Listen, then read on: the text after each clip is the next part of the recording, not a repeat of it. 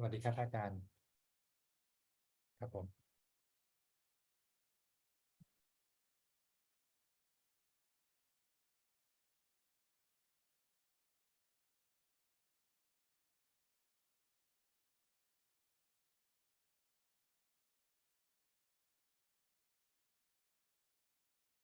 ครับอาจารย์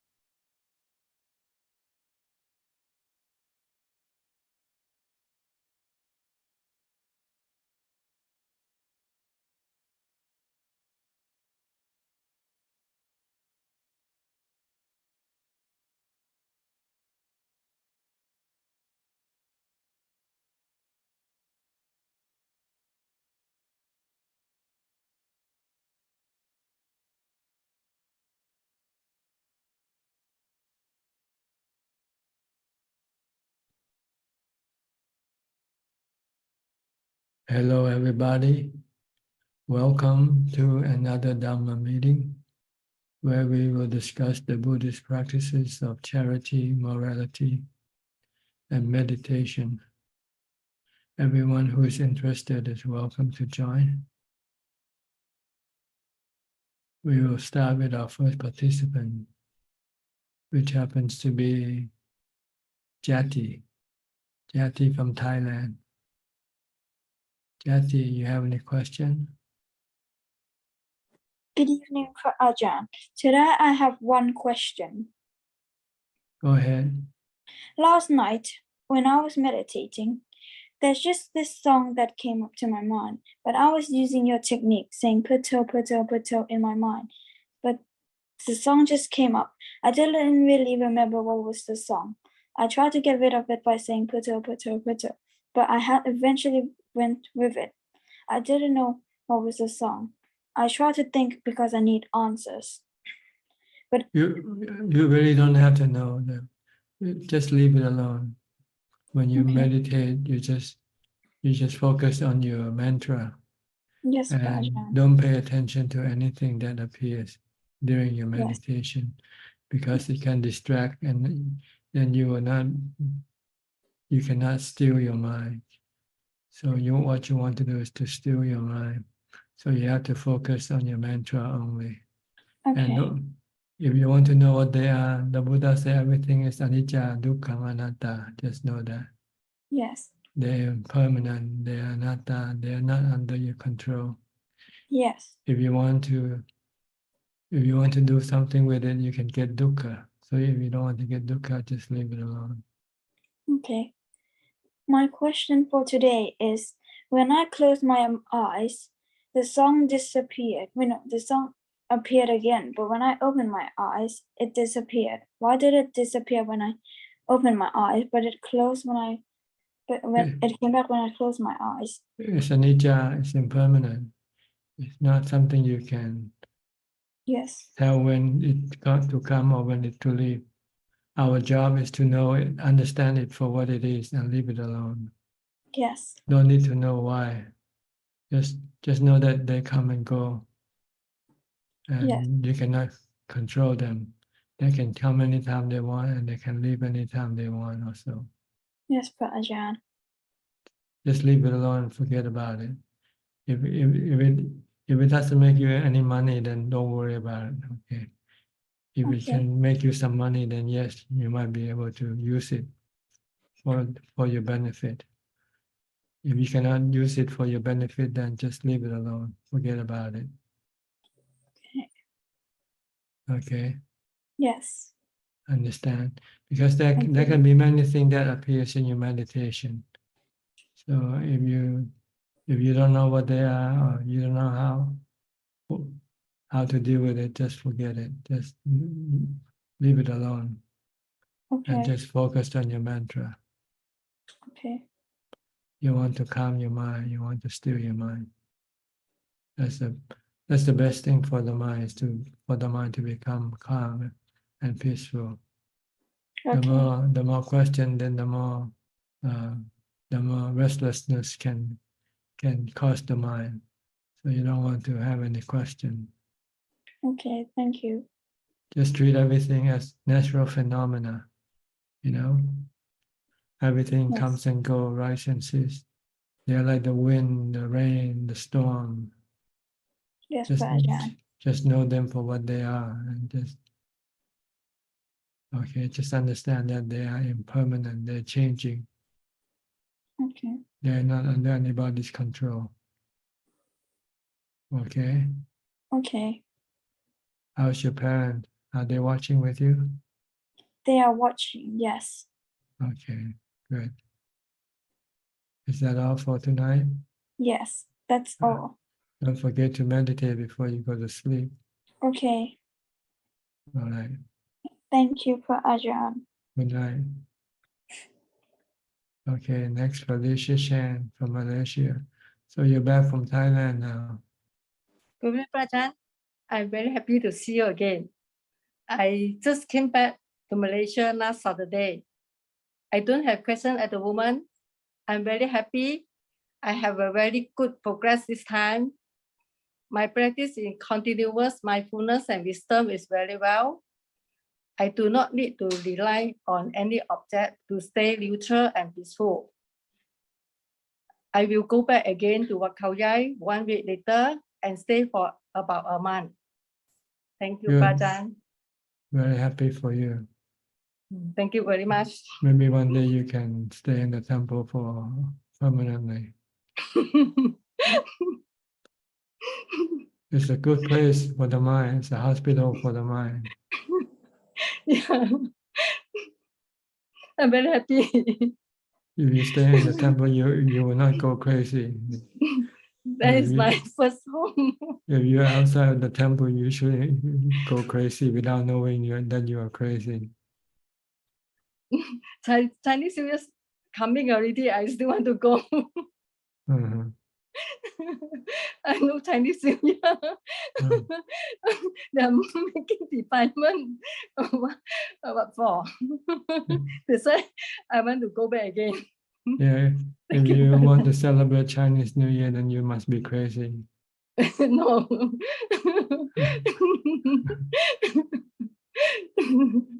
A lot of department. No Yeah. point to me. Okay, good. But I'm not saying it's bad to celebrate New Year, but it's crazy, that's all. It's not bad, but it's crazy.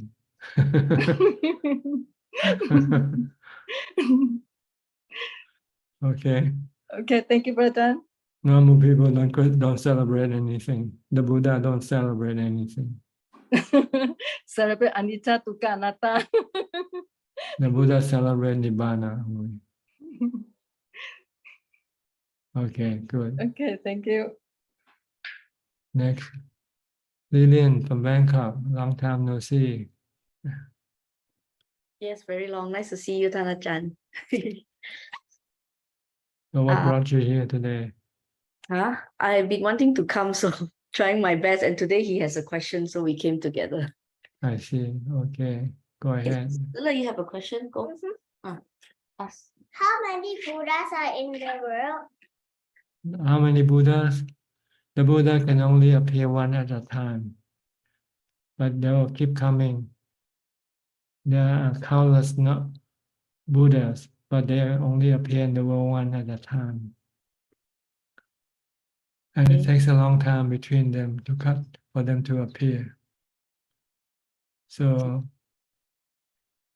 next time when you're born again as a human, you might not come across the Buddha teaching or his noble disciple or the Buddha himself. So you should consider yourself lucky to be born now, and to, even though you don't meet the Buddha, you meet his representative, his disciple and his teaching, which is the same as meeting the Buddha himself. Yeah, you wanted to ask anything else? So Buddha, how strong ask us. How strong can a Buddha be? How strong? Yeah, using the mind. His mind is very strong. His mind can conquer every type of defilement or kilesa. His mind can stop all forms of dukkha or suffering. Okay. What else? Nothing. Okay, thank you. Say thank you. Thank you. Okay, you're welcome. And about you, Lillian? I don't have any question, but I did go for a retreat, so still progressing with the meditation well, but just didn't come up for any sessions. It's okay if you don't have any question or any time. So just here to listen to other people's questions. Okay. It's good to see you from time to time. Though. Yep. Good to see you too. Happy New Year too, Tanajan. Okay, but we don't celebrate it. We, Yeah. Yes. We did. We went to Japan. Okay. okay, Okay. Thank you, Lola. Thank you. ครับสำคัญ okay, bye bye. Bye, Lola. Okay. Go to Professor Ken from Switzerland.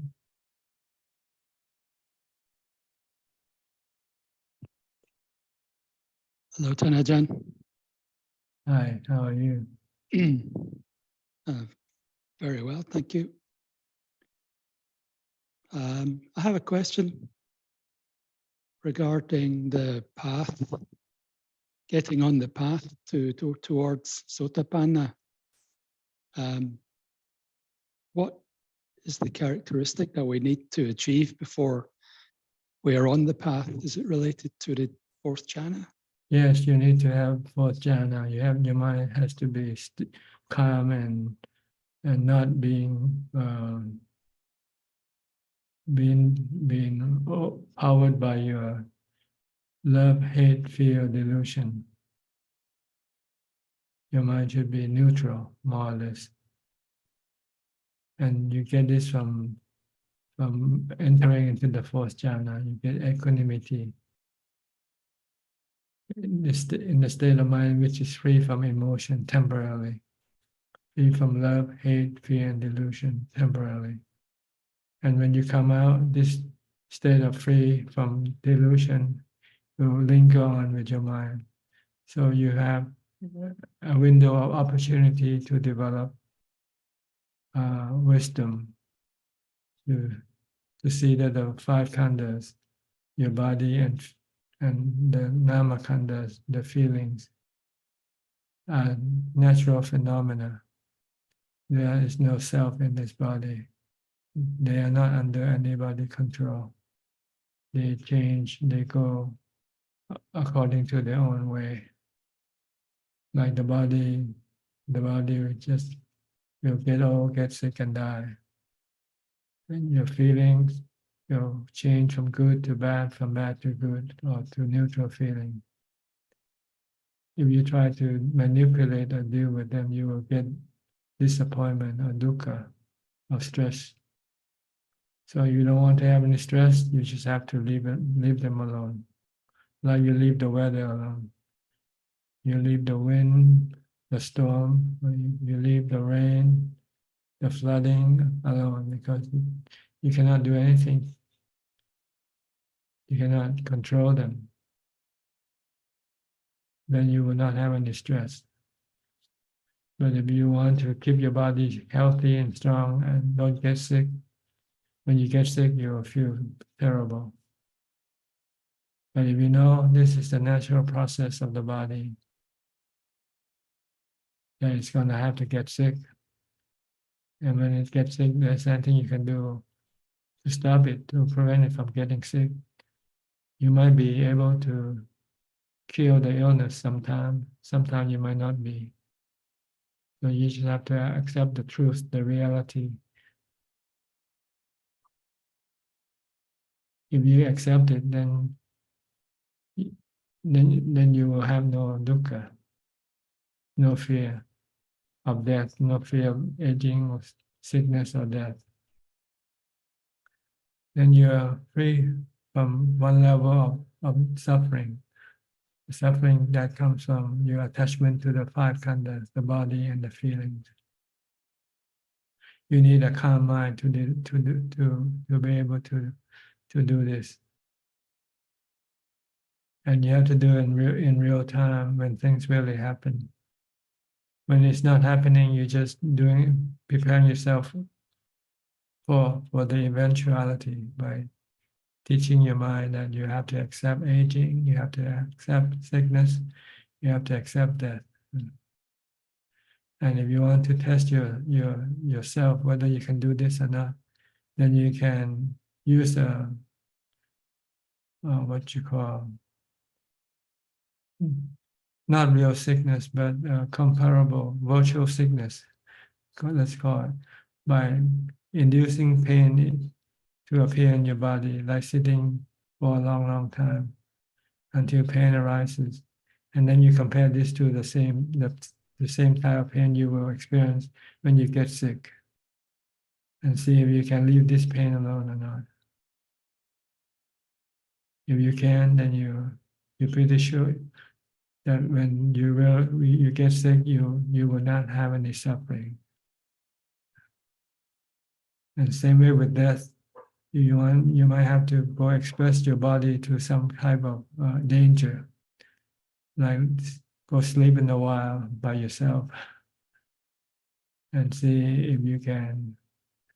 If death should come to you, will you be able to face it calmly and not being afraid or stressful? See? If you can do that, then you're pretty sure that you can let go of your attachment to the five khandhas, the bodies and the feeling.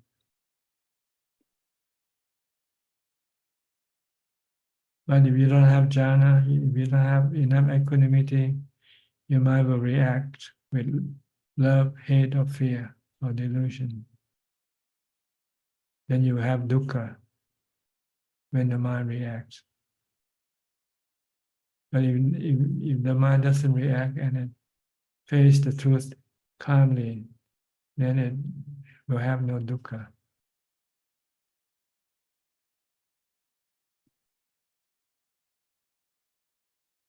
Okay, understand? So you first need to develop jhana.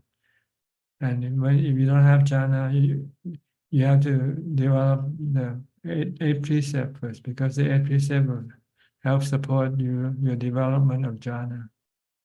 Like when you go to live in a monastery, they require you to keep the eight precepts, so you don't indulge your time with other activities like sensual pleasure activities. So then you can have the time to develop your mindfulness and jhana. Once you have jhana, then you have to tackle the five khandhas. You see that it is the five, they are just anicca, dukkha, anatta. They're constantly changing, and they're not influenced by anybody. They are influenced by conditions, or by their by their own nature. Their own nature keep changing,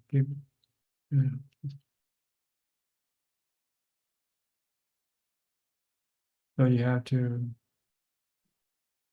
know what's going to happen to your body, what's going to happen to your feeling. You're going to get bad, painful feeling one day, and you're going to get sick. The body's going to die. So can you deal with this situation calmly and not being affected by stress, anxiety, or worry, or fear? So that's what Sotapanna has to do. When he passes this test, then he no longer have any fear of the body getting old, getting sick, or dying. He has no fear of painful feeling arising from the body.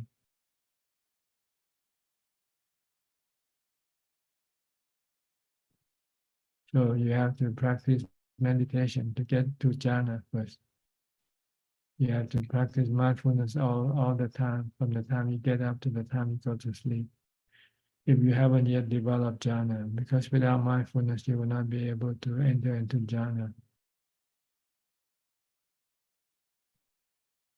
Once you have jhana, then you can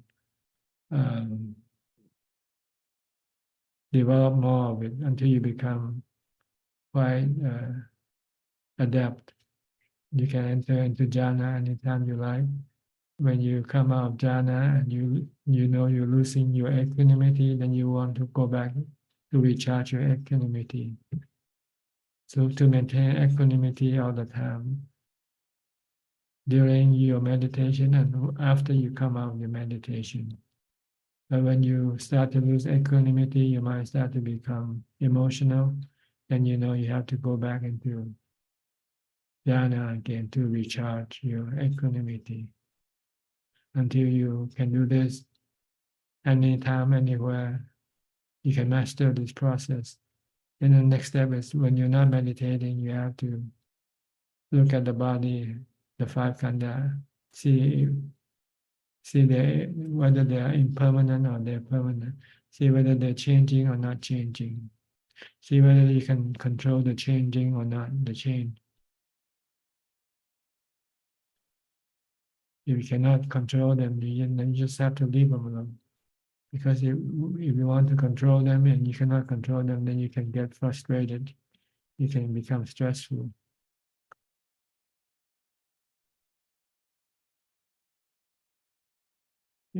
Once you accept the truth of anicca, dukkha, anatta, then you have to put it to the test.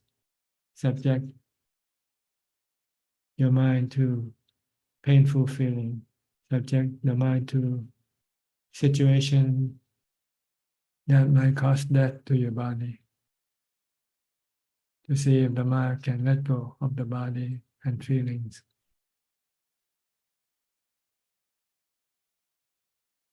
So there are two levels of wisdom.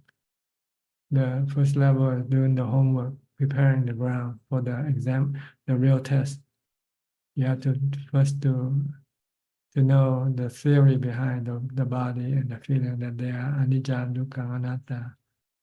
Once you know that, then you want to apply in real life, in real situation, by subjecting the body to painful feelings and subjecting the body to life and death situation, and see if the mind can leave the body and feelings alone.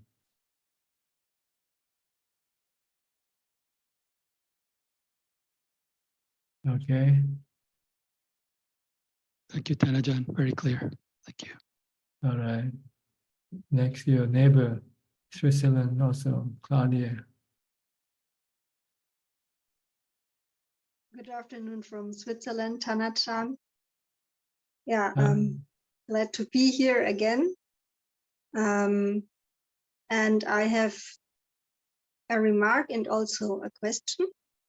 So the maybe good news are that actually my biggest problem in life is the lack of equanimity. And I realized that little steps of equanimity already enter my mind, very, very little steps, but I realized it in two challenging situations I experienced between Christmas and yesterday.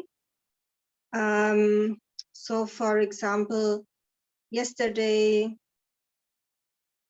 or the last few days, it was very clear that extremist people wanted to organize riots in Germany, where still my family and friends live, and it was a very big threat to Germany. So, and actually I would have had a lot of stress inside with this news, but I decided to meditate as much as I can.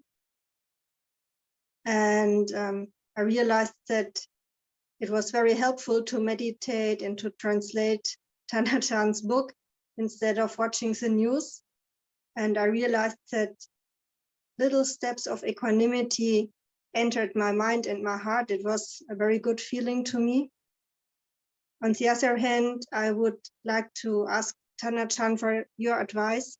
I still feel a little guilty because on the one hand, I'm so blessed and grateful to live in safe Switzerland. It is one of the safest countries on earth. as far as I know. On the other hand, I know that my family and friends are in Germany and the situation will not get better. So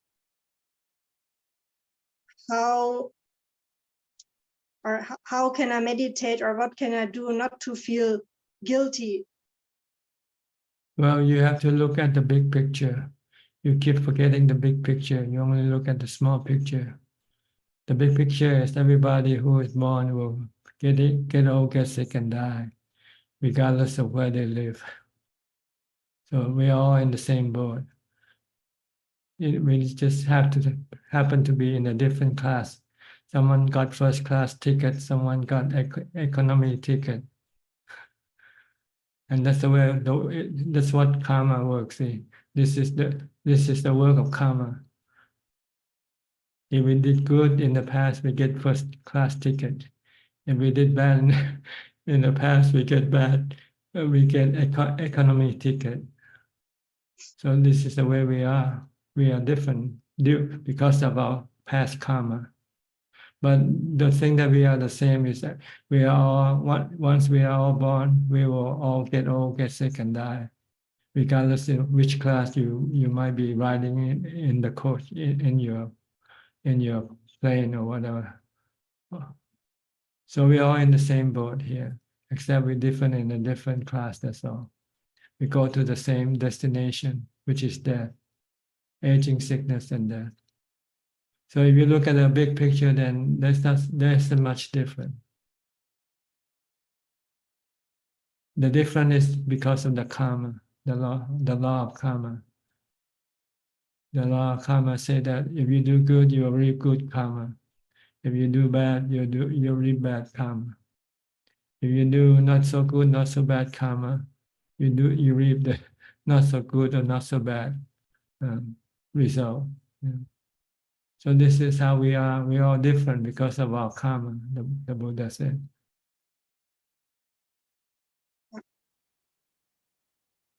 Okay.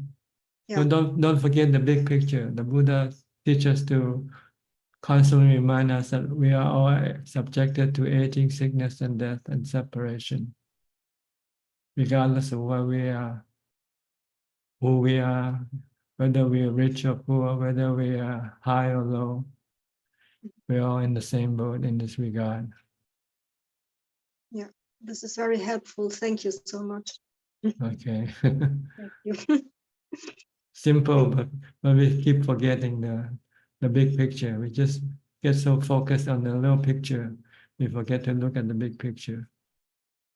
I will keep the big picture in my mind, not to Yeah. forget it. Yes. Thank you so much. Okay. Thank you. You're welcome. Get Genso from Penang.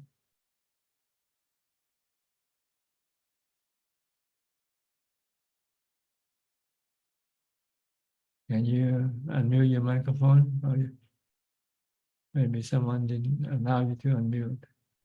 Okay. Okay, Tan Ajaan. Yeah, good evening. So far, no question, Tan Ajaan. Listening. Yeah. Okay, good. We'll go to Philip, also from Malaysia, Kuala Lumpur. Good evening, Ajahn. I hope you're doing well. I don't have any questions. I just glad to be listening in. Okay, we'll go to father and son in Toronto, Jordan and Trevor. Good evening, Ajaan. Good morning, Ajaan. Good morning to you. Good evening to me. I just want to say how grateful I am for the answers you give to the questions, and this is really my most important part of the week, and so happy to be here. I don't have a specific question today. I feel like you answer all of my questions when you're responding to other people's questions. Yes, But, mostly we all have the same type of questions. So yeah, it's good. It feels good for me not to have questions. I feel like I don't have any doubt right now. yeah, that's good. Because doubt can block your progress. So whenever you have doubt, you should try to solve it. And the best way to solve the doubt is to go to the Buddha, Dhamma, or the Sangha. Mm. Listen to Dhamma talks or read Dhamma books. Since meeting you in Thailand last winter and listening to your teachings, I haven't had much of a problem with feelings of doubt. I'm so grateful. Good. Okay. What about you, Trevor? Yes. Good morning again. Good evening. I had a story to relate and then some questions that coming out of it. The other night I was awoken by a very, very sad dream, and in the middle of the night, and I knew like it was 4 o'clock in the morning or something. That's morning for you, but for me it's like I've just barely gotten to sleep. Anyway, I knew I wasn't going to go back to sleep. I had to go to work the next day, and I was extremely sad, just extremely sad. I hadn't felt grief like that since I don't know, I can't remember when, but it was a mental anguish, and I couldn't take a pill for that, and I was in a panic. I didn't know what to do with it, because it's a mental pain. It's worse than physical pain. And that's what I wanted. So I solved it. I started reading Dhamma books and reading your book and reading. I'm trying to find out what does Buddha say about grief and separation and mental emotional suffering. And I was getting all turned around. I couldn't get anything straight. So I thought, well, I'll meditate. Well, I couldn't meditate. I was just too agitated. I was too sad.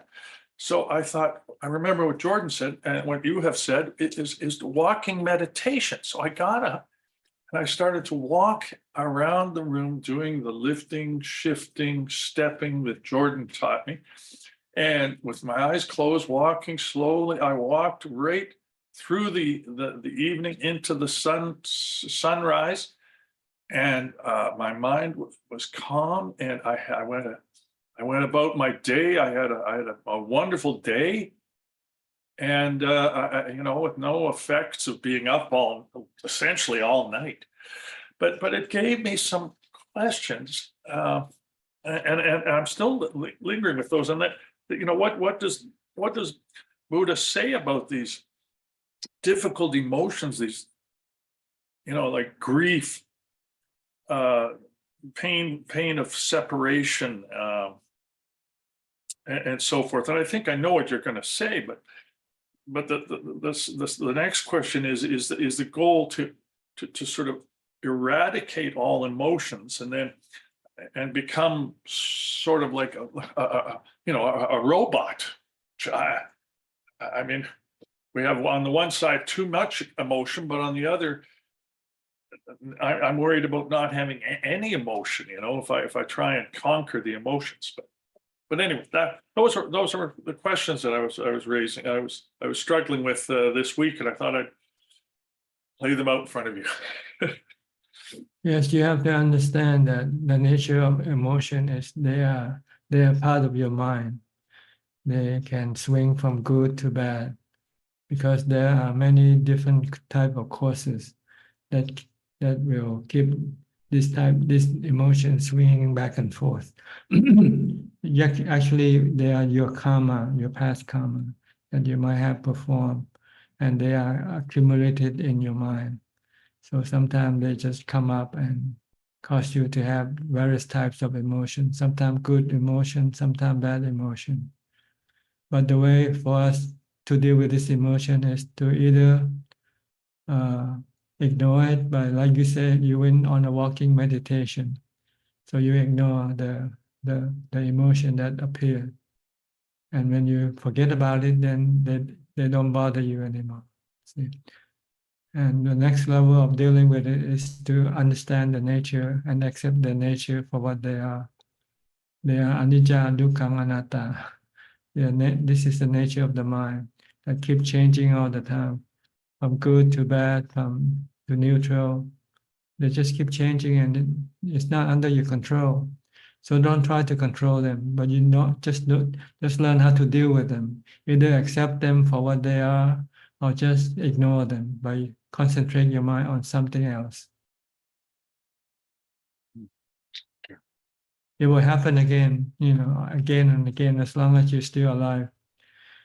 Only time that this thing will not happen is when you're not reborn anymore. You are in Nibbana, like the Buddha and his noble disciple. Then there are no conditions that will cause the mind to experience and the various types of emotion. The mind will be empty. But without emptiness doesn't mean you have no feeling. You have good feeling. You have peace. You have contentment. That's what the Buddha's mind and his noble disciples' mind are. But they don't have this fluctuation of good or bad emotion coming and going. But when they are still alive, they still have this emotion, but they know how to deal with them. See?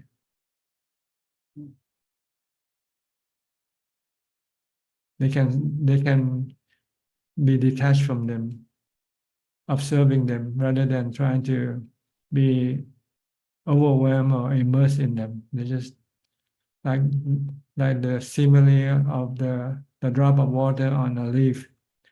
They don't join each other. The mind and the emotions can be separated.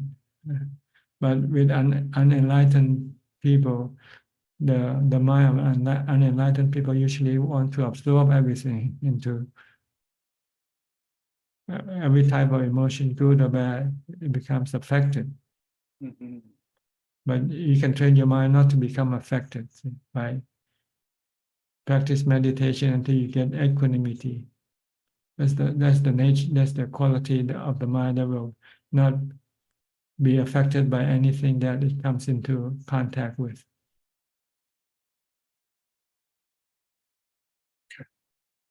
So just keep on practicing mindfulness. Walking meditation is a good way to develop mindfulness and also equanimity. Partially, not full equanimity. To get full equanimity, you have to sit and meditate. The mind has to become perfectly still.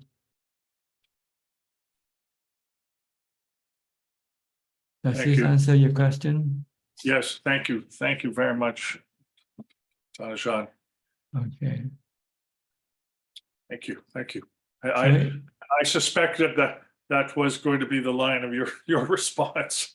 I just needed to hear you say it. that's right. Everything that we come across in our life, either externally or internally, they are all anicca, dukkha, anatta. And the best way to deal with them is just to accept them. Or if you cannot yet accept them, then try to ignore them or try to stay away from them. Find something else to do, like walking meditation. Thank you. Ajahn, I think my dad was worried also that if he isn't is sort of trying to overcome emotions, that he's worried that the goal is sort of to not have any emotion, and what that might. He has an idea that might be sort of an emotion. No, you will have positive emotion, but you will lose all the negative emotion because you can control the emotions. Not really not the positive or the negative emotion, but you have emptiness. This is something very difficult to understand, that how can you have something in emptiness? But the Buddha said the supreme happiness is from having supreme emptiness. Nibbanang paramang sunyang, nibbanang paramang sukhang. The Nibbana is the supreme happiness, and Nibbana is the supreme happiness, supreme emptiness, and it is also the supreme happiness. So it's something you have to experience, because this is beyond our normal concept of good and bad, good happiness or sadness. This is beyond that. So we need to trust the Buddha that And it is and happiness. just do the practice. Okay. Mm. And in the meantime, emotions like the Brahma Viharas, for example, are good, and they're okay. Good to develop, to maintain, like equanimity. It's a good emotion. Or compassion, or Compassion or love. love. Appreciation or sympathy for other people's success. Not sympathy, but Sympathetic. sympathetic toward others people's happiness or joy. Sympathetic joy, they say. Those are okay. Those emotions are good. Yeah, they're good. They're not harmful to your mind. And we can have those as much as we want.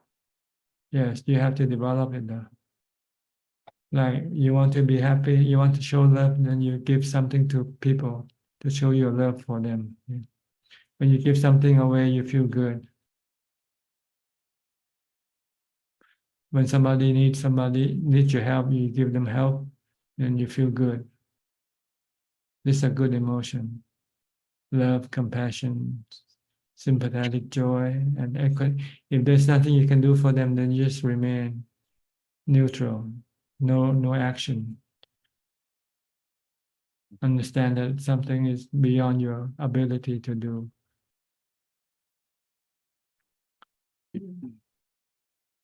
But the type of happiness that you get from meditation is emotionless. It is emotionless, but it's contentment, peace, and happiness. When the mind becomes calm, it becomes empty of everything. So this is not something easy to understand unless you practice and experience it yourself. Okay. But don't worry that you will be a robot. You will never be a robot if you become enlightened. Okay.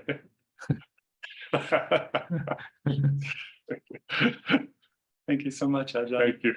Okay, good. Next we'll go to Singapore, Kok Seng. Good evening, Prajan. Just to update you, I just complete a 1 week meditation retreat at 49 Temple. This morning I have also made a dana over to Wat Yen. So I just want to check whether Prajan has. I just want to verify if Prajan has received the dana. I think so. I think it's from you, right? Okay, yes. Yeah, thank you, Prajan. I think my assistant will inform you through the email. Oh, I just want to verify, just to make sure that the account is authentic one. Then, Prajan, may I just check about for the 5 heritage, namely the feelings, perception, mental construct, sankhara, and consciousness. They are all considered as dukkha, anicca, anatta, and they will just arise and cease, and therefore we do not need to react to them. And if bad feelings arise, we just take note of bad feelings and just don't react to it. And likewise for good feelings, if good feelings arise, we don't react to it, we just know good feelings arise and don't react to it. So is this the correct understanding, Ajahn? Yes, you should just merely know them for what they are. Because when you become attached to them, when they change, then it can cause you some sadness or some bad feelings. But if you just leave it alone, let them come and go by themselves, then you will have no dukkha, Yeah, understand. Okay. Yeah, thank you, Prajan. We'll go next to Marcia. Marcia, where are you from? Have you been in before? I have not been in before. Thank you so much for having me. It's your first time. It is my first time. I've been watching the Zooms on YouTube for quite a while, and I always get so much help from all the questions and answers. I had my first meditation retreat about 15 years ago, and I wasn't in a position to really practice then. And then about 10 years ago, I was in Las Vegas, and I met Ajaan Chaya at the Chaya Meditation Monastery. And he helped me so much, and I continue to go back there for retreats. Boy,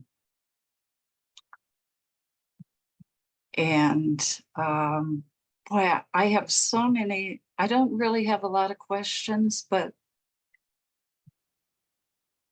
when I did my last retreat, there was a certain point I was working really hard because for years and years, I couldn't sit comfortably.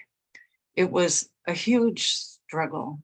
And I finally had a breakthrough about 2 years ago.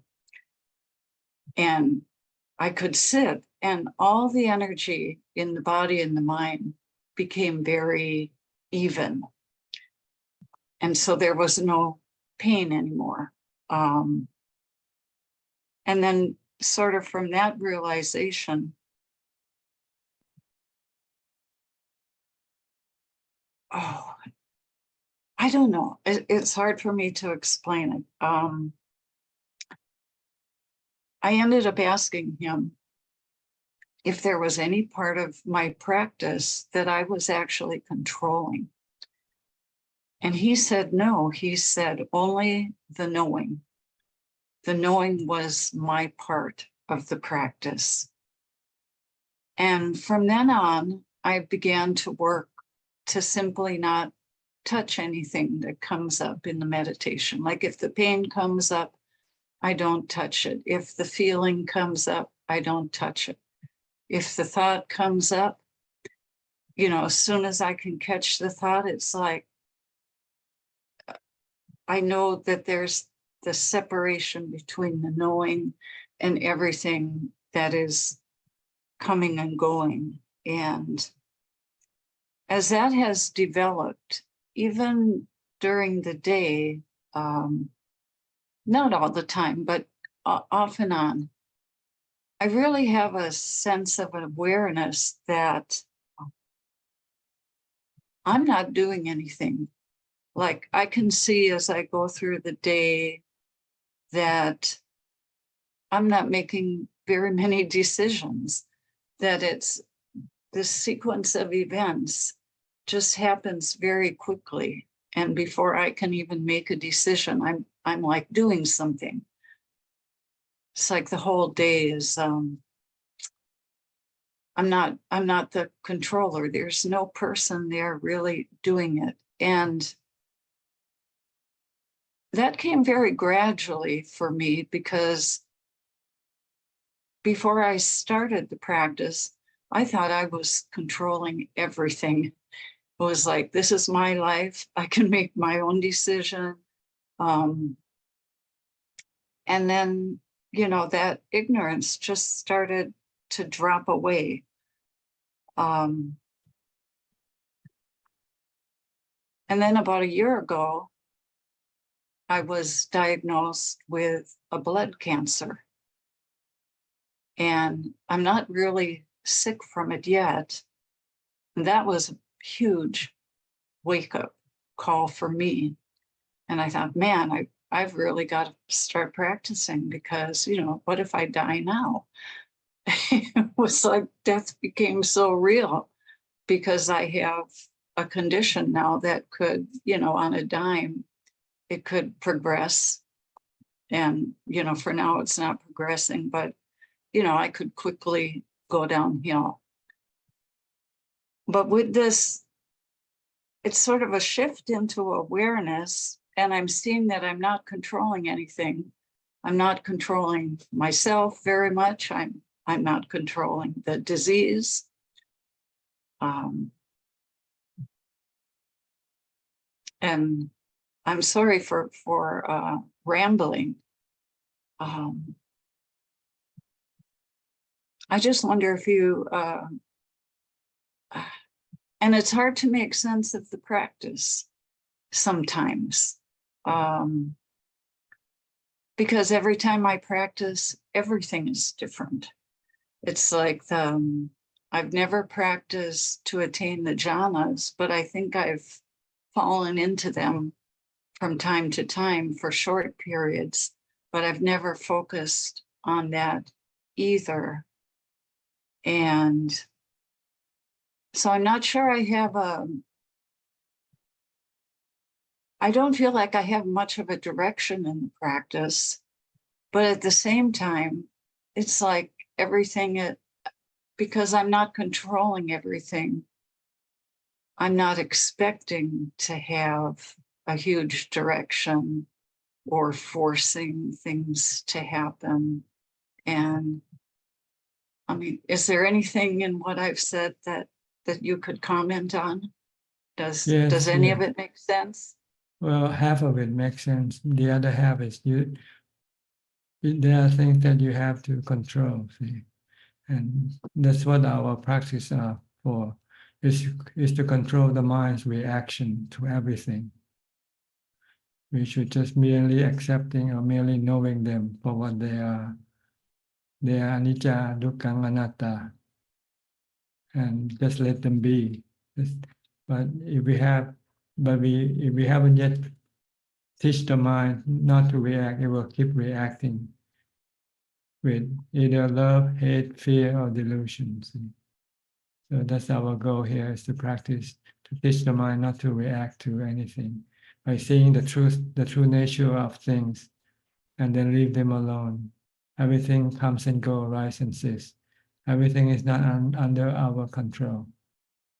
If we want to control it, we will be disappointed because we will not be able to do it.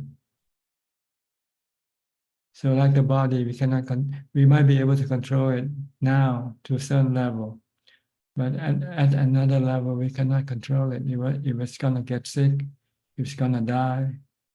So we have to understand the nature of the body. That is, it's gonna die.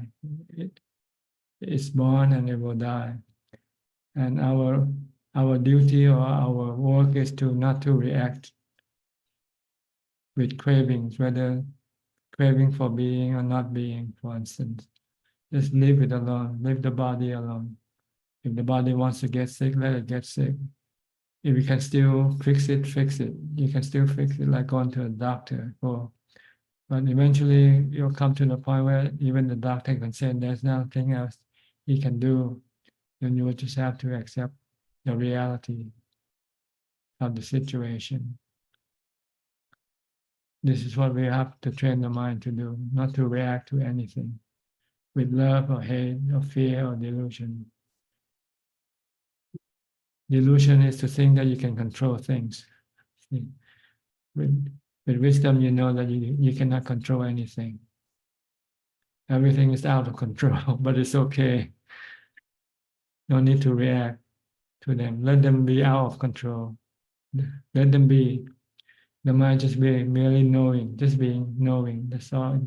That's what the mind should do. Just merely know what's happening and what is disappearing. Just know.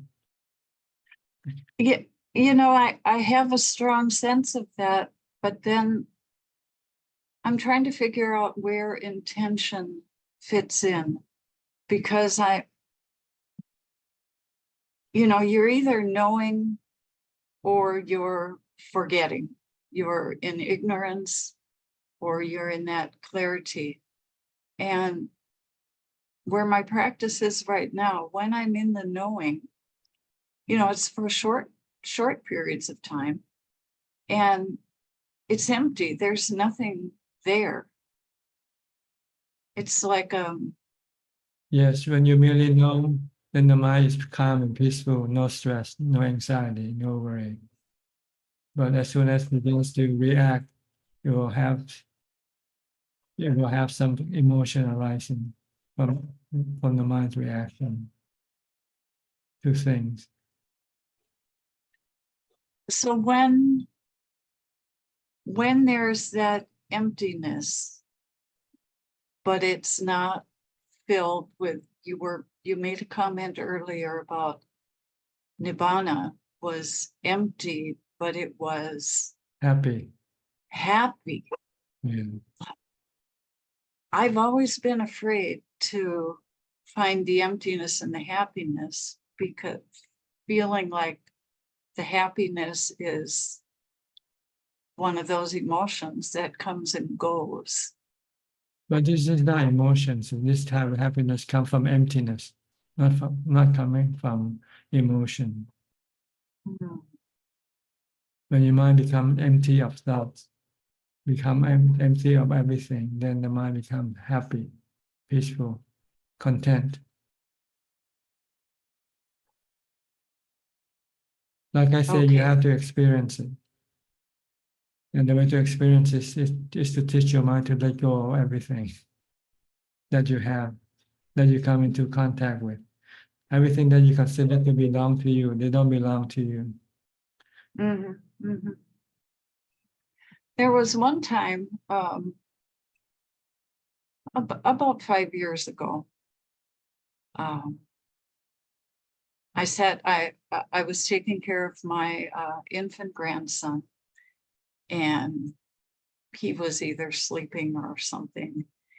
And I decided to just sit down, stop whatever I was doing, sat down, and to meditate, just to catch that, a moment or two here or there. I've done that quite a lot over the years.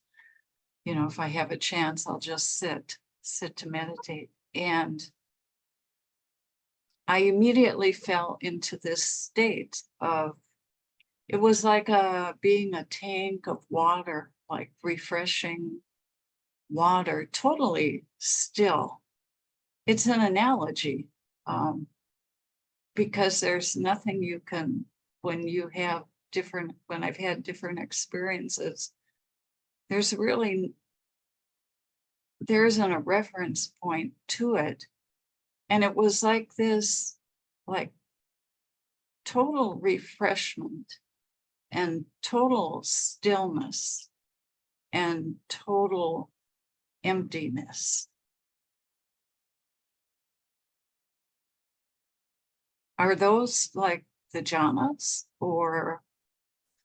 Yes, they are like the jhana, nibbana. Jhanas are temporarily nibbana.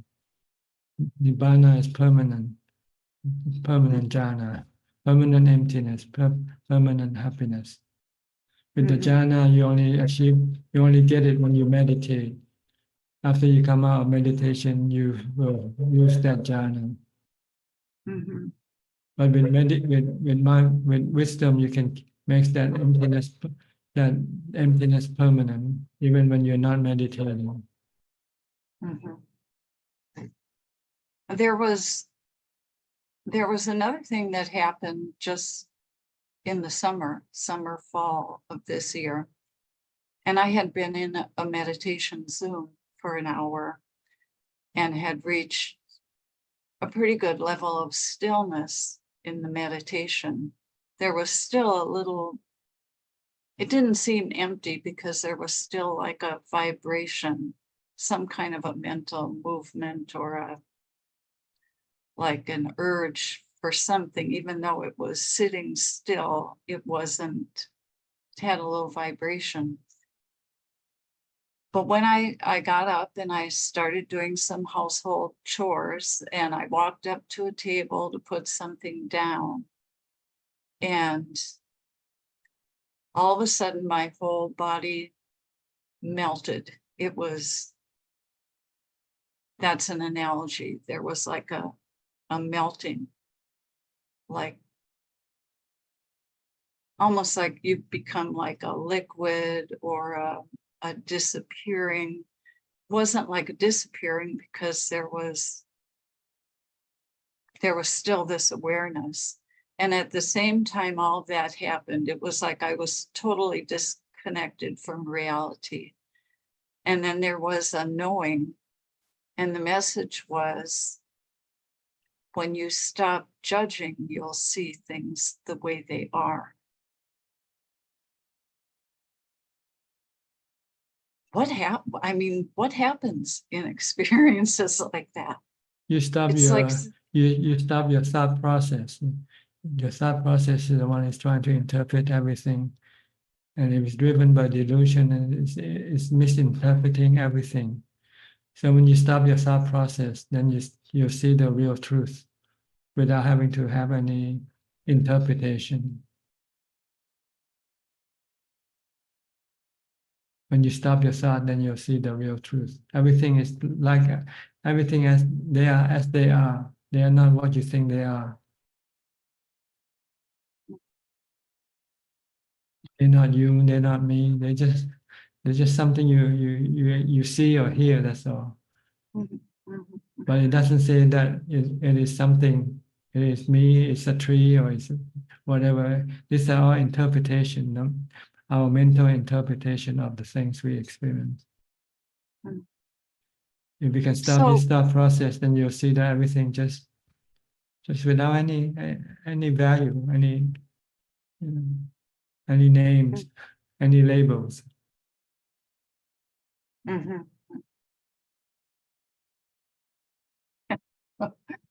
okay. But Thank you so much. you have to keep meditating and stop your thought as much as possible. Then you'll start to see a different type of perception without thoughts. Our thoughts keep interpreting things that we see and hear. If we can stop this interpretation, then we will see something different or hear something different. Okay. So in that moment, everything stopped. And then was that like a Dhamma message, or was that my mind? Your mind My stopped ordinary- interpreting. Your mind stopped interpreting. Your thoughts stopped temporarily. So all you have left is just the knowing, the awareness.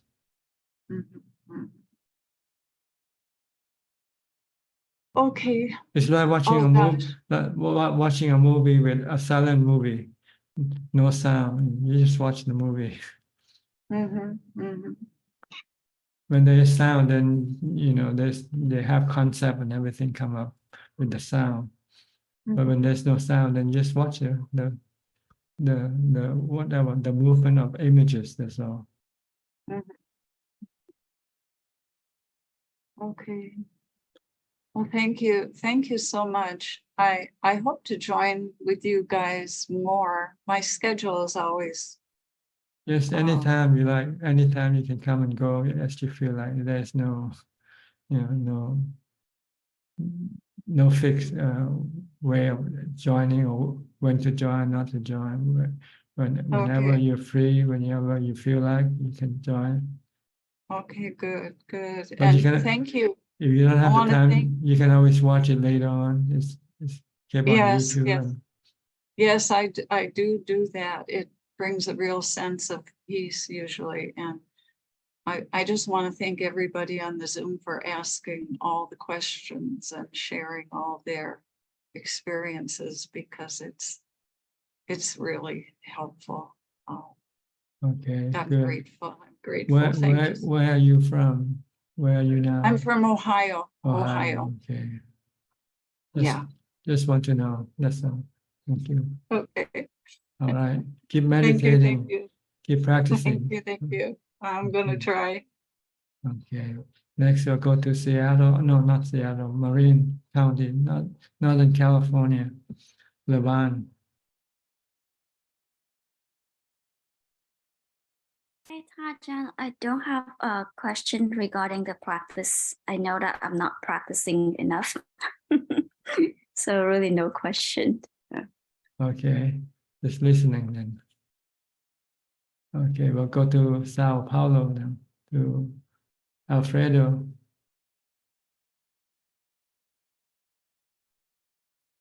Hi, Bante. Hi, how are you? Okay, fine. Good. Good. Practicing. Mm-hmm. We have a Brazilian from Sao Paulo staying at Wat Yan, a man about your age. He said he saw you in the Zoom meeting. What people? A Brazilian man staying here, visiting us. What's his name? I didn't ask. Mm. But he's been practicing. He looks like a practitioner. He dressed in white. He dressed in white, you know, and he's sitting meditating all the time. Sometimes he would come out and sit and meditate in front of my house. Mm. He's practicing all time. Well, a lot of times he seems to be quite composed, quite calm. You know. Yes. But anyway, just nothing important, just to let you know. Yes. You yourself, are you still practicing? Do you meditate at all? Yes, I meditate morning, at afternoon, at night. Yeah. Try to do as much as possible. Yes. The more the better. Meditation that isn't harmful to your health. Yes. Especially your mental health. It's very beneficial for your mental health. Yes. Mm. You talk about the people have a good mind. It's opposite, né, Bante? Mundane and supramundane is opposite, né, Bante? It's a different level, mundane and supramundane. Yes. You can reach supramundane level with wisdom only. Without wisdom, you cannot reach the supramundane level. The mundane level, you reach it with mindfulness, like the jhana, tissa, they are the mundane level. But with the Arya, noble disciple level, you need to have wisdom. You have to understand the Four Noble Truths and the three characteristics of existence. Yes. Okay. Any questions? Okay, but all right, no question. Okay. okay. It's my life is to look for wisdom, né? But not only jhana. I like jhana, but I think wisdom is more important than. It is, but you need jhana to support your wisdom. Without jhana, Yes. your wisdom will not be wisdom, will be just wishful thinking. Yes. It's both, né, Bante? It's both. Yeah, you need both to have what you call Bhavana Maya Panya. This is wisdom with the support of jhana. Yes. The wisdom that you learn from studying or listening to Dhammatalk or contemplating isn't strong enough to stop your dukkha or to stop your defilement. You need the support of your jhana in order for you to be able to stop your defilement, your dukkha. Yes. Okay, so you need both. You have to practice both. Yes. But you have to practice them separately, not at the same time. It's like studying two different subjects. Study geography one hour, and later you study mathematics another hour. You don't mix them at the same session. Yes. Okay. Okay, but. All right, we'll go to Dubai, Apalachita. I don't see your brother tonight. Yes, I don't know. I guess he's not here. Actually, how are you? I hope all is well. Yes, always well, always happy. I'm sure. I I wanted to actually inform you that I'm going away for 2 weeks for a small pilgrimage to both Gaya and Sarna. So I'm looking forward to having some time to, I know a pilgrimage has that movement, but still I'll be away from all my duties here and I can spend some time to focus on meditation. So I look forward to it. Yes. To meditate, it's better to go to a retreat, a meditation retreat. But yes, I thought so as well. And I thought you would say that.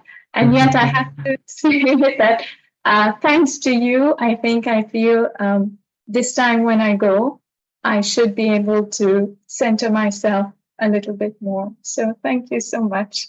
But a pilgrimage trip is okay also. It will reinforce your belief, your faith in the Buddha, Dhamma, and Sangha.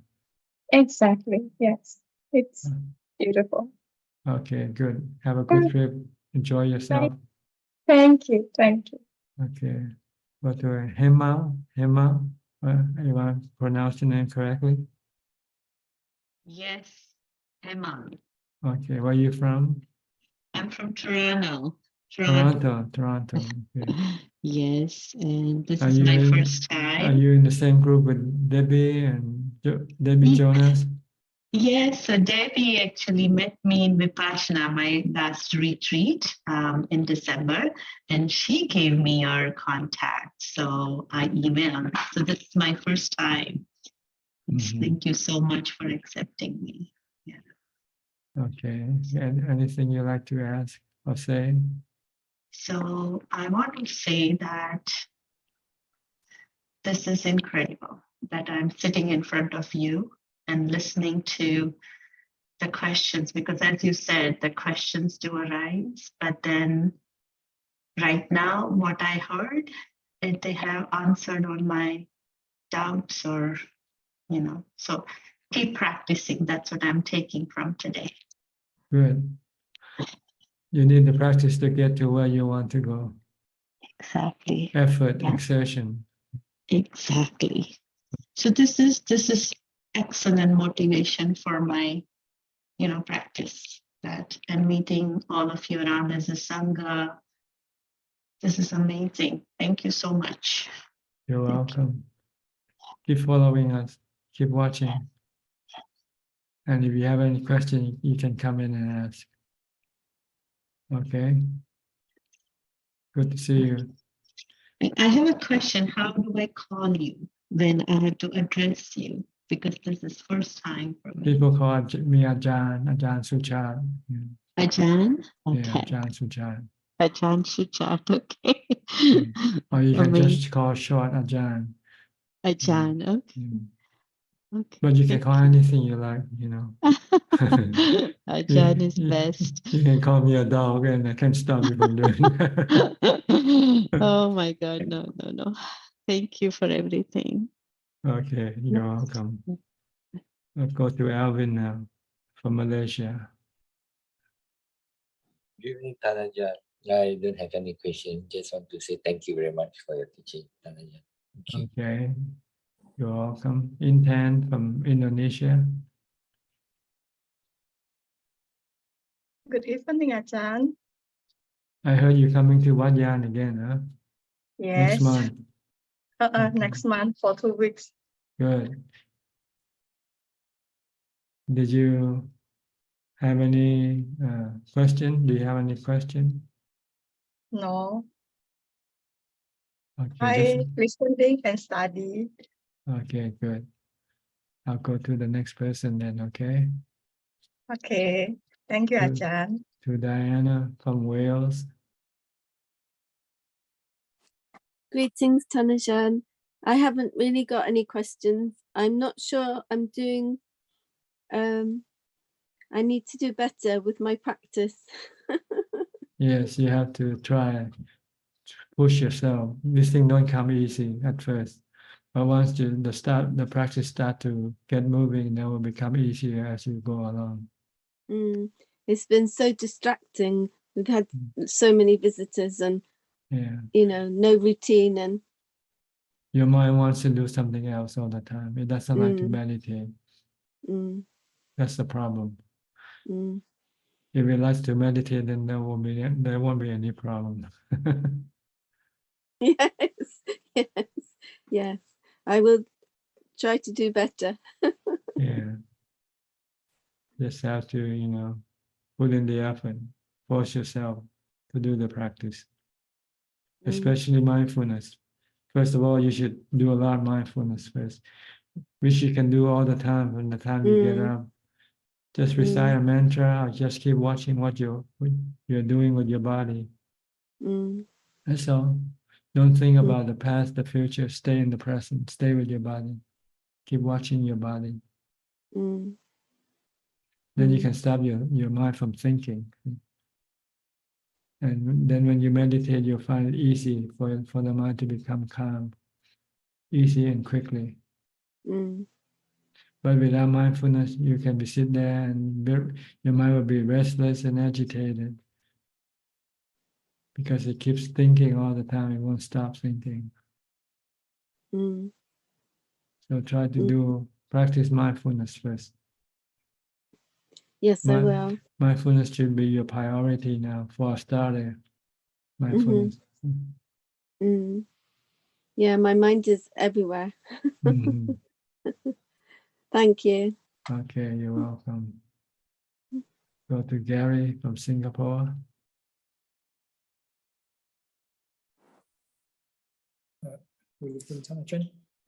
No questions. Just No question. happy to be, Okay. listening. Go to these people who always have questions. Piao and Indria. What are your questions tonight? Question is no question. Also, Happy New Year, Happy New Year. Ajaan, because we were not there last time, because we visited the Tisarana Monastery, Ajaan Viradamos, and also the Bhikkhuni Monastery, Sati Saraniya. Yeah, so yeah, it was nice. Yes. A very happy New Year to you, and also just to express our gratitude, how much it has helped both of us in our practice, listening to you and everybody else, everyone's questions and your wise answers. Thank you so much gratitude to you. I think when we start this session, we start with a lot of questions. At the end of the session, I have no questions. Good. It means you have become enlightened. No. Far from it. Far from it. Okay, I have a question then. Okay, so not a question, actually, comment. I think you beautifully explained the gradual path. Buddha talks about Anupubba Sikha, that's a training, Anupubba Kriya, the doing, and Anupubba Pratipada, the path. And you said, I think at the professor's question, you said beautifully, start with very simple way, mindfulness, and then when you get to jhanas and then insight, and how the path, it kind of opens up nicely. Now, the path, the 7th and the 8th factor are like Samma, Sati Samma Samadhi, leads to Samma Jnana Vimukti. But I think the first part of the path, I guess we mustn't forget the practice of the Sila. I think most of the time, you can try very hard at the mindfulness part, but unless you put the Sila part in, it's Sila, it's hard to get in. Obviously Dana, Sila, gets into Bhavana. What are your thoughts? Well, see, the Noble Eightfold Path start with right view and right thoughts. So you have to really have the right view first. That just dukkha is caused by your bad karma and caused by your cravings. So once you know this is the problem, right? Like you're a doctor, when somebody come with a disease, you try what's the problem, and the problem is dukkha is caused by your bad action, and it's caused by your cravings. So the next step is to then think, what do you think? You think you should stop this bad karma. You should stop this cravings. And how do you do it? You go to right action. You go to sila first. So you have to keep the precept to stop the bad action from happening. Right. You have to stop killing, stop stealing, stop cheating, stop adultery or sexual misconduct, and stop lying. So this is what comes with the right action and right speech. And this is to deal with one of the cause of your suffering, which is bad action. So you use the sila to stop the bad action, the suffering from bad action, and then you have to come and stop the suffering from cravings. This you need to use right exertion, right mindfulness, and right samadhi to get to jhana. Because once you get to jhana, the mind becomes still, and all of your craving stops. So in other words, the sila kind of get rid of your hindrances when you sit to meditate, right? Because your sila is helpful for your right speech, right action. All this is important to undermine the hindrances, so the mind settles down. Because if you kill an animal, your mind will be always thinking about, oh, what did I like? So all these things, it helps to protect your mind.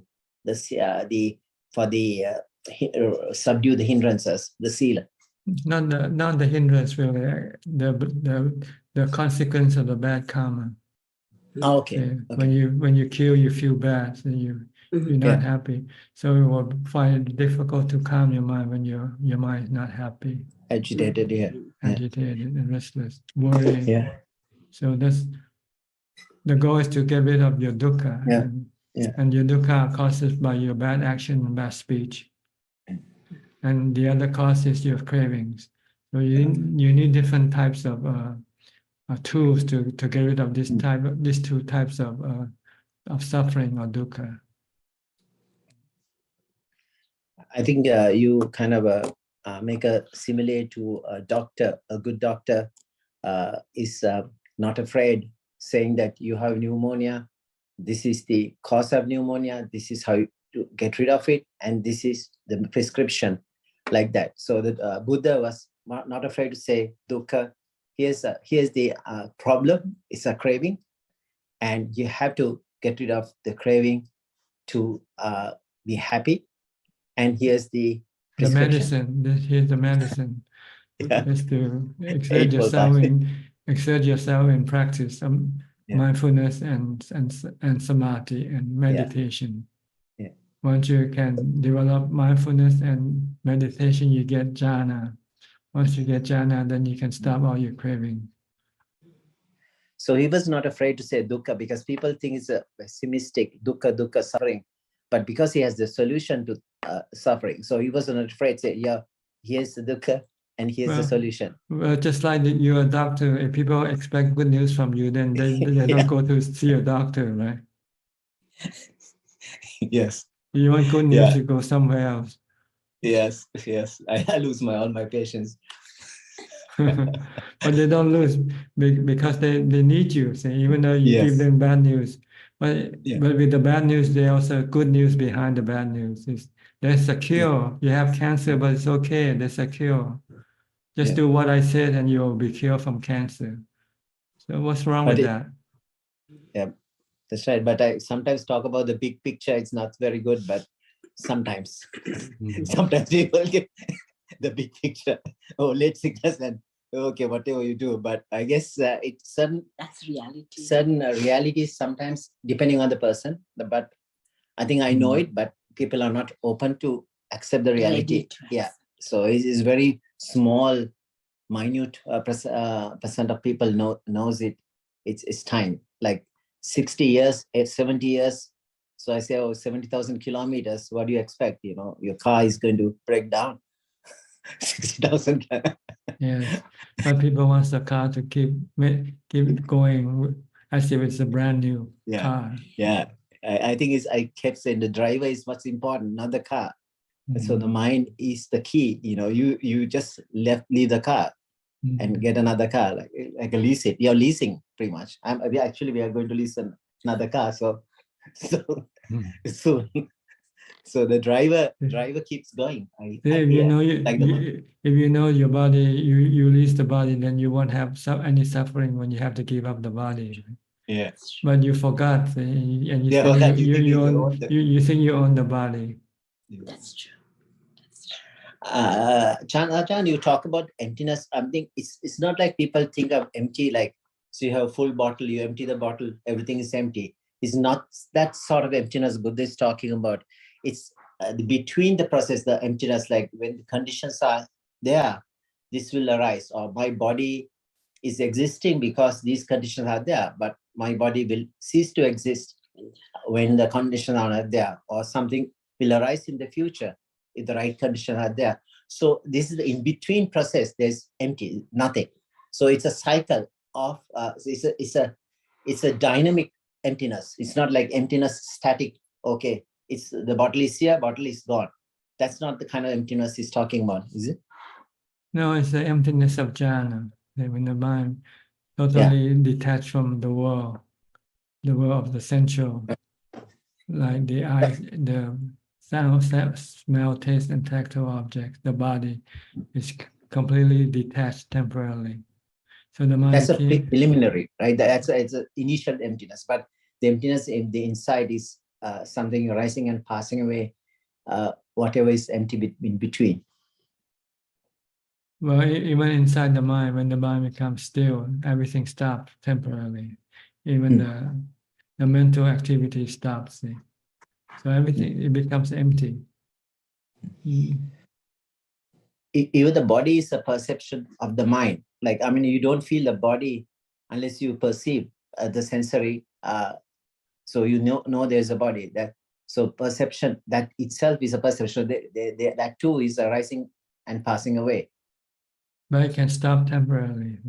When you meditate, you stop the perception, you stop the thinking, you stop everything. So the mind becomes empty. All that is left is just knowing. In Kakatarum. One. Being one. Being one with the knowing. All that is left is just the knowing. So that's peaceful, that's blissful. That's emptiness, that's peace, that's happiness. The Buddha prescribed as the highest form of happiness. Nati santi parang sukham. The happiness from peace of mind. Yeah. So sabba sankhara samato, and also talks about sabba upati patinisaggo. I mean, all the craving, the attachment you let go, or all the thoughts gone away. All cravings, all defilements stop working temporarily. Yeah. Like a holiday. Like a holiday. Look at the traffic in the big city. When they have a holiday, everybody leave the big city, and you drive in the city without any traffic. Yeah. There's always traffic. Our mind is like traffic otherwise all the time, like the rush hour. Yeah, rush hour all the time. Stressful all the time. That's true. Yeah, so smooth. Like when yesterday, I think it was a snowstorm coming, so everybody's out of the city. Like nobody's driving too much, so the road was so empty. Just right away we got to the destination. Normally it takes hours, right? So yeah. You must have lots of snow right now, right? Yes, today is a huge snowstorm. We are expecting nothing yet. They said 6 o'clock, so it's about 15 centimeters, and then turns to rain and slippery ice, like ice pellets. It's a crazy day, but we came in early for this discussion, so I don't start. I haven't started yet work, so Indi wants to make sure we come early today. Thank you, yes, Ajaan. Thank you so much. When you drive, do you have to put chain on your wheels? No, nothing. No need. I think, this is, I mean, if you have all-wheel drive, kind of like if you have a good car, like it kind of plows through. Even our a driveway, like sometimes it's very like 1 foot of snow. But if you before it's somebody will come and contractor will come and clean it. But before that, you had to get to work. Like I had to go very fast, otherwise I can't take the car out. I get stuck, even a high taller car. Yeah. If you drive on a road with snow, then you need to put on chain on your tires, right? Yeah, some people say that. I have never seen anything like that. People putting any chain here. You know, even if you are inclined, sometimes it comes down and kind of car starts slipping and sometimes turns But around. they do use snow tires. Yeah, they do what's called snow tires. Like, I see. yeah, so it's better. Yeah. So they don't use chain anymore like before. No, I haven't seen though. Maybe Yeah, they do in a certain like Manitoba or some kind of very cold areas. I don't know, not, but not in Toronto. I'm seeing. If the road is clear, if the road is plowed, then there is no need to. Yeah, they always clean really fast in Toronto. Chains are the Sangyojanas. Okay. Okay. Good. Thank you, All Tana right, Jan. you're welcome. Let's go Go to Kafai Lim. Kafai, any question? Good day to you, Ajaan. I'm happy just listening. No question for now. Thank you. Okay. Belinda from Singapore. How come you look different every day, every time? You seem to look different.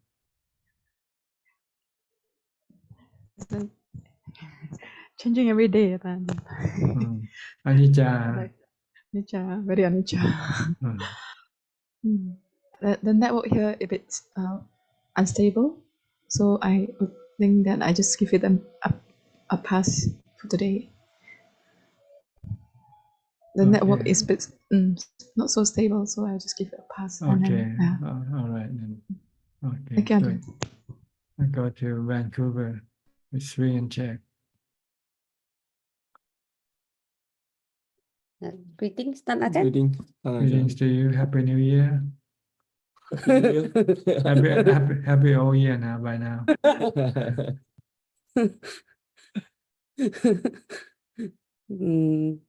I really love what you said about emptiness is not being a robot. It's actually supreme happiness. Nibbanang paramang sunyang, nibbanang paramang sukang. Yes. Emptiness of emotion, emptiness of all mental activities, really. So supreme happiness is not an emotion, Ajahn. No, it's the result of the mind being free from suffering, free from dukkha, free from cravings, free from defilements.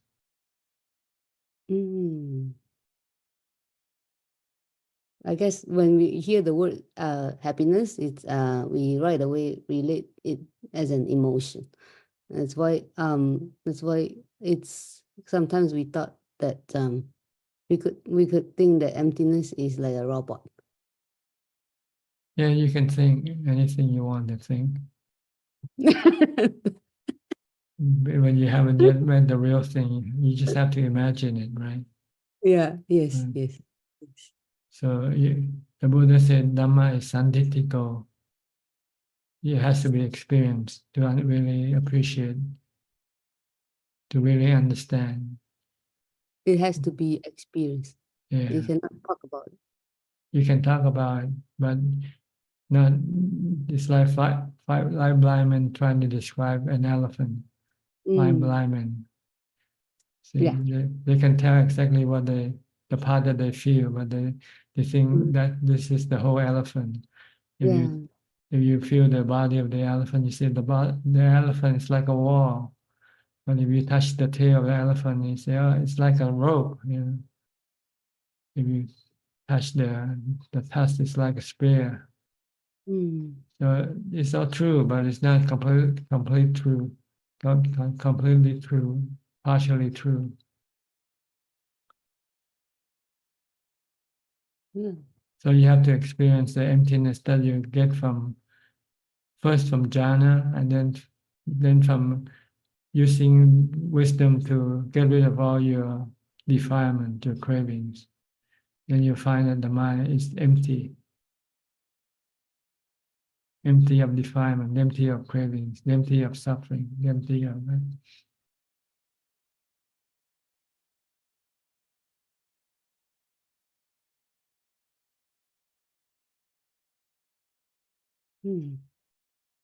Last week, Pan Ajahn, you talk about like drawing the Dharma because just now you said about akaliko. I think Dharma is Santitigo. You have to draw the Dhamma in by practicing it, and then you experience it from practice when you achieve the result. You have to apply what you study. Yes. For dana, you have to practice dana. You have to practice sila. You have to practice bhavana. This is drawing the Dhamma into your heart by practice. And when you have achieved the result, then you have santitiko. Oh, you can see. Experiencing the result from your practice.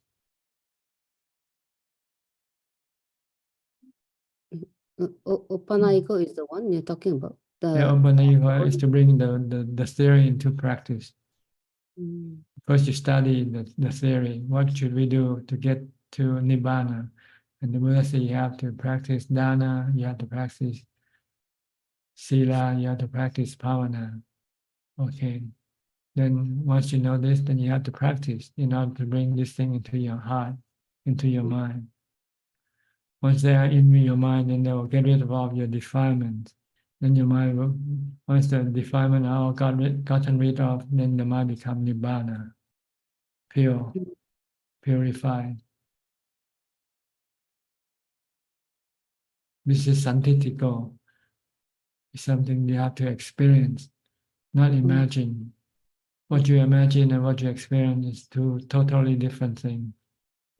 Like if you haven't come to Vajjan yet, you might imagine what Yan looks like. But when you come to Vajjan, you'll see maybe it's totally different from what you imagine. So santitiko is the experience itself. Experience.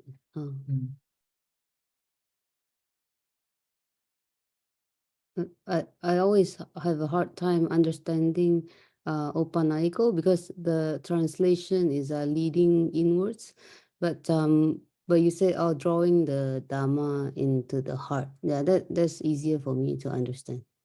Yeah, you're the one who have to draw the heart, the Dhamma inward. The Dhamma doesn't come in automatically. If they do, then we can all get to Nibbana automatically, right? Once we study, then all this, the Dhamma that we study come into the heart and get rid of our defilement automatically. Then we'll be in Nibbana just by studying, without having to exert, do any meditation, do any mindfulness, meditation practice, or keep the sila, or practice charity. You need to do the practice to draw the Dhamma inward. You need to draw dana inward. You need to draw sila inward. You need to draw bhavana inward. Once they're inside, then they can do their job. It's like medicine. When you're sick, you go to a doctor, and the doctor gives you some medicine, right? So you need to take the medicine into your body before the medicine can take effect. Same way with the Dhamma that you study. It's like medicine that you haven't yet taken into your heart, your mind. You have to take the medicine by practicing. The Buddha said, give to charity, so give. Don't keep it for yourself alone. Share with the other people. The parts that you don't need, that you can give away. Give away. Keep the sila, don't break the precepts. Then you're bringing this medicine into your mind.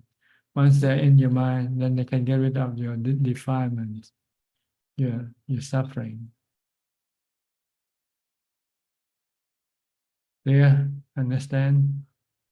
Yeah, it's such a Wow, it's such a nice, it's such a beautiful analogy. It's like, yeah. Yeah, the Dhamma is the Dhamma is the medicine for the mind. Um,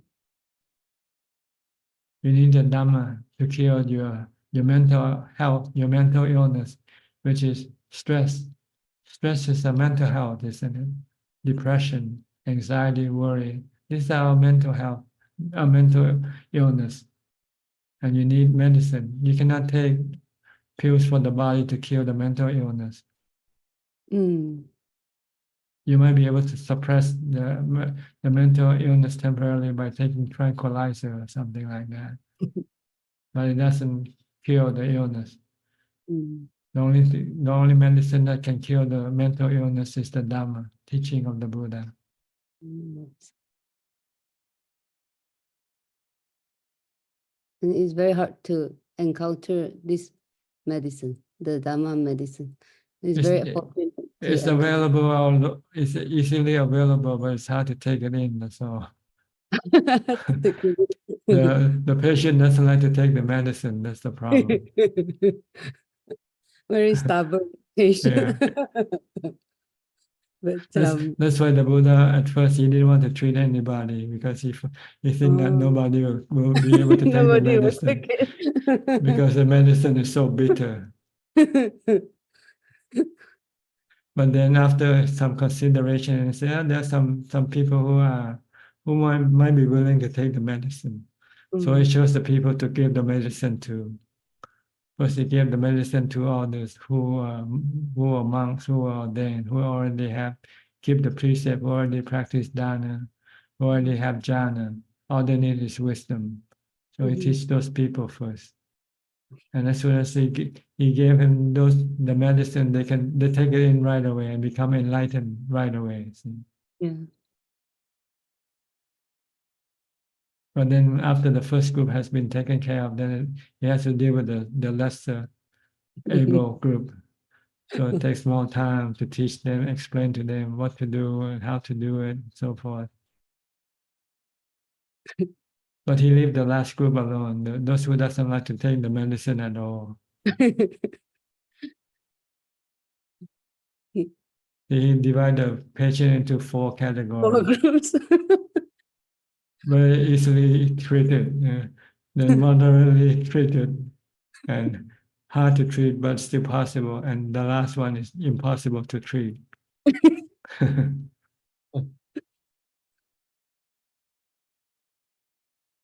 Okay, this is the Dhamma medicine. Mm-hmm. The Buddha just prescribed the medicine for us, but we have to take the medicine ourselves. The Buddha cannot take the medicine for us. Yeah, he cannot take the medicine for us. Yeah. By simply meeting the Buddha doesn't mean you can become enlightened, right? Mm. By listening to his Dhammatalk, it doesn't mean you can become enlightened. If you don't take the teaching inside your mind and apply it in your mind to get rid of your defilement. That's why some people met the Buddha, listening to the Buddha's teaching and didn't become enlightened. That's because they could not apply it inside the mind to get rid of the defilement. Some know, some receive, and then they can apply, and then they can purify the mind. So drawing the Dhamma inwards is actually taking the medicine. Yeah, by practicing dana, practicing sila, practicing pavana. Okay. Yes, thank you, Ajahn. We have another person waiting, which is Sulan. Who are you with tonight? Your mother? Yeah, that's my father. Hello, Oh, Ajahn. your father. Okay. Yeah. Oh, that's my father. Does he have any question to ask, or you just want him to join the room just to listen? Yeah, I wanted him to join in to listen. Okay. Maybe I ask him if he has any question. Okay. 你有没有问题？你要问什么？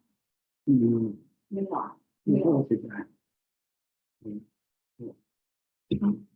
Yeah, he don't have any question. He just say, wish you be well and safe. Yeah. He doesn't speak English? Yeah, he doesn't speak English. Yeah. I see, okay. He speak Chinese. All right. What about you? You have any question? I think not for this week. Yeah. But I think I have a query which is like if let's say in the morning we try to meditate, but we want to sleep, then we should try to resist it, right? Well, you should ask yourself which is better, sleeping or meditating. If you think sleeping is better, then you go to sleep. If you think meditating is better, then you go meditate. Okay. Yeah, that's a very good answer. Yeah, it's also like how strong our mind is. Okay. All right. Okay. We have some more questions from Facebook and YouTube. Yeah, Ajaan. All right. Kunjup, now it's your turn. We have 11 questions at the moment. The first question is from Naomi Jonas. Dear Ajaan, I am currently staying at the Saranath Buddhist Monastery in Canada for the next 3 months. My practice is very slow and steady, which seems to be usual for me. I have 2 questions. 1, I usually prefer doing my chores at a moderate pace because it's easier for me to keep my mind calm that way. However, I'm not sure if this is also causing some laziness. Is it better for my practice to try and do my chores more quickly so I can become a more energetic and efficient person? Or it does not matter as long as I am continually trying to maintain mindfulness? Well, ideally is to maintain mindfulness, but sometimes, the conditions that you are involved with can also be a test of your mindfulness. So if you have to do things quicker, then you might have to be more mindful than if you're doing things slowly. When I was with Long Ta Mahabua, he always wanted us to do things very quickly. If we don't do it fast enough, he'll do it himself. So we have to keep doing faster than he does. Even walking back from the arms round, he walks very fast, and we must walk ahead of him. We must not let him get ahead of us. So we have to walk much faster than he does. And this way, he forces us to be more mindful this way. See? When you have to do, when you're under a more stressful situation, you have to be more mindful in order to deal with the stress. If you are in a normal situation, then you don't need much more mindfulness to maintain your sanity or your calm. So if you want to increase your mindfulness, you usually want to do more. You have to apply the test up to the next level. Like when you play games, right? They have different type of level of games you can play. For beginner, for intermediate, or for the advanced player. So they have different types of level of challenge for you to do. So to do things faster is like a challenge to cause you to have more mindfulness. So if you can do things faster, it's better. But you have to do them correctly also, and do them well. Not because you do it sloppily, then this is not good. Because sloppiness is not a sign of mindfulness. A sign of mindfulness is to do things very neat, very well, very nice, no mistakes, but you can do it quick. Okay. The second question from Naomi. I understand that we all attach very strongly to our own bodies. What exactly is it about the body that we attach to? Would it be correct to say that it is mainly the physical feelings of pleasure, pain, and neutral feelings as well as the inherent belief that I am my body. Much gratitude for your guidance. No, we depend on the body because of our sensual cravings. We need the body to satisfy our sensual cravings. We want to see, we want to hear, we want to taste, we want to smell, we want to feel things. So we need the body to have the bodies. Without the body, we will not have any means of enjoying the sensual pleasures. So this is how we are attached to the body. Like someone who likes to travel, a person who likes to travel will be attached to an automobile, right? Because an automobile will allow that person to go anywhere he wants to go. Without the automobile, then he has to walk. So I think because of our sensual pleasure, sensual desire, sensual pleasure cravings for sensual pleasure, that causes us to become attached to our body. The next 5 questions are from the assistant Gmail. The first question is from Chandy from Canada. Question 1, I use Putto as mantra for meditation. When there's constant noise coming from outside, I find it very hard to get distracted. But when I do death contemplation or Asupa contemplation, I can tune out those sounds and focus well. What advice could you give on how to make my mantra so interesting that I can tune out external sounds? You just switch your type of meditation object, that's all. If you cannot use mantra, then if you can use that contemplation or super contemplation, then you use that instead.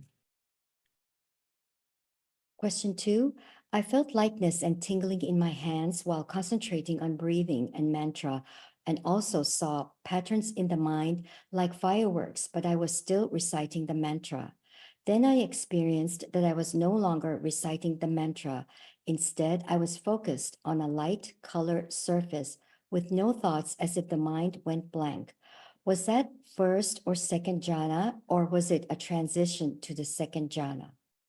This is distraction. You're not focusing on your your meditation object. What you should do is to come back to your mantra and forget about everything else that appears. Question 3, can you please describe what happens when transitioning from first jhana towards the second jhana? There's no need to know, what you want to do when you meditate is just to focus on your meditation object only until you get to the final destination, which is the 4th jhana, when the mind becomes still, peaceful, and happy. The next 2 questions are from Sarasi from Sri Lanka. Question 4, what is the meaning of the quote, Dhamma is here and now? Dhamma is truth or reality. See? And Dhamma, like things happen now.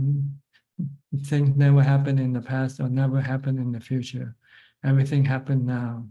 Like dukkha happened now. The cause of dukkha also happened before dukkha, but it also happened now. See, everything happens now, and then it just move to the past. So everything happened in the present, here and now. When you have dukkha, you experience it now, not in the past, not in the future. When you get rid of your dukkha, you get rid of it now. And when the dukkha is gotten rid of, you also experience it now. So everything happened now. Nothing happened in the past, nothing happened in the future. That's what it means by Dhamma. Dhamma is what is happening right now. The next question, people tend to kill animals that make damages to their crops. When I told one of them to never kill animals, although they destroy the crops, then she told me that Angulimala killed so many people, yet finally attained Nibbana. How can I advise her on this fact? Well, if you don't know how, then just don't do it. If I don't know how, then I just don't do it. Just leave the person alone. If that's what the person wants to believe or wants to do, that's the person's business, not our business, not my business. The next 5 questions are from Facebook. First question is from Ku Chi Leong. Good evening, Ajaan. I have questions regarding craving and attachment. Is it possible to have craving or desire without attachment? For example, I have a routine coffee every morning, but I can stop taking it if I want to. Is this considered craving or mental defilement? You say you can stop, but did you actually stop? That's the problem. A lot of people say, oh, I can stop anytime, but they never stop. So you have to prove to yourself first. If you think you can stop, then you have to stop it permanently. If you can stop it permanently, then it means you're not attached to it. But if you just keep saying that, oh, I can stop it anytime, but you never did, then you're still attached to it.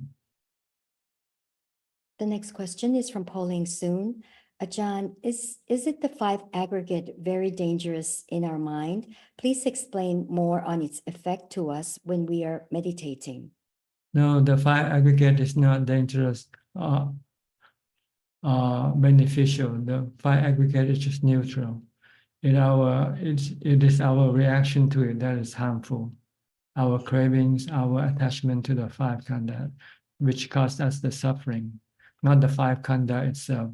The Buddha and his noble disciple, after their enlightenment, they still have the 5 khandha.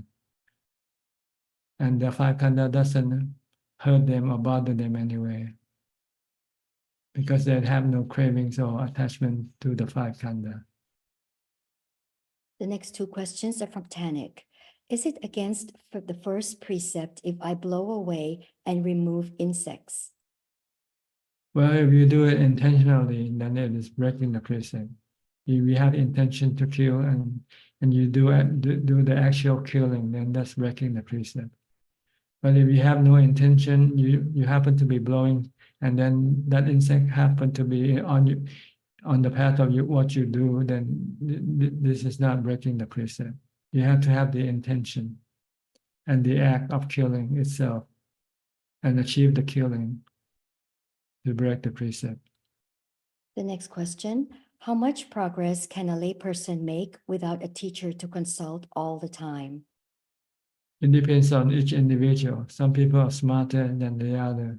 Some people can go on and practice alone for a while until they find they need to have if they have some question, then they might need a teacher.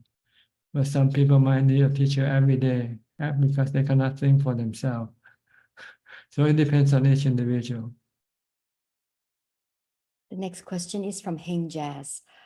Compassion is empathy of beings. Compassion is emotion. Is compassion an attachment? Please advise. Thank you, Ajaan. Compassion is the what you call the feeling of wanting to help people when they're in need, when they're suffering. You want to help alleviate the suffering. This is what called compassion. Whether it's attachment, it's attached or not, it depends on the one who apply it. If you apply it when there's a need to do it, then when there's no need to do it, then you don't do it. Then this is not attachment. But if you feel that you have to go and help everybody in the world and help everybody all the time, even when you cannot do it and you become when you cannot do it and you become unhappy, then this can be called be attachment. You must be able to do it and stop doing it when you don't need to have to do it, and don't feel any sadness or unhappiness from not being able to do things. The next question is from Aun. Bante, please explain which part of Nama Rupa get involved when we dream in sleeping. When you dream, it's the Nama, not the Rupa. The Rupa is the body. The body just take a rest. It doesn't do anything. But the mind, the Nama, is still working. The Sankhara, Sanya, and also Vedana. When you dream, you have good feeling or bad feeling from your dreams also. So this is the working of the Nama Khandhas. And the last question. Practice samadhi can help us get rid from dreaming when sleep. Is this correct? You're dreamless because when you practice meditation, you stop your mind from thinking. So then this will stop your mind from thinking when you go to sleep also. And the dream comes from your mind thinking, from the thought created by your mind. So the more practice of meditation, then the less dream you will have. But not entirely, completely. Sometimes you can still have some dreams, but not as often as someone who hasn't meditated. That is all, Ka. All right. That's about all the time we have for tonight. Okay. Thank you very much for your companion, for your company. I hope this meeting is helpful and useful for you and help you advance in your practice. In the meantime, please stay safe, stay mindful, and keep on practicing. And if all goes well, I'll see you all at the same time next week. Thank you and goodbye. Thank you, Ajahn. Thank you. That means Yeah, Ajahn. That means goodbye, everyone. Good night, everyone. Bye. Bye-bye. Thank you. Bye, Eddie. Bye-bye. Look, my Buddha.